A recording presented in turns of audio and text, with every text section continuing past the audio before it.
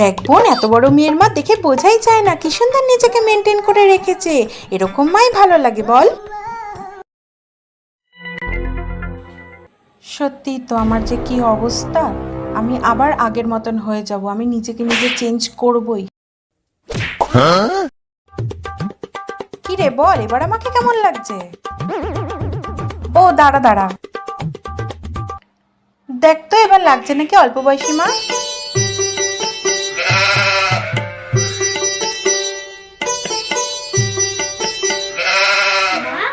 থাক থাক, বিশ্বাস কর আমি একটুও খারাপ ভাবিনি। কি বলতো, সংসারের কাজ, তোদের পড়াশোনা, তোদের পেছনে খাটতে খাটতে আমি নিজেকে কোথায় যেন হারিয়ে ফেলেছি, সাজতেও ভুলে গেছি। আমি জানি আমি কোনোদিনও তোদের পারফেক্ট মা হতে পারবো না।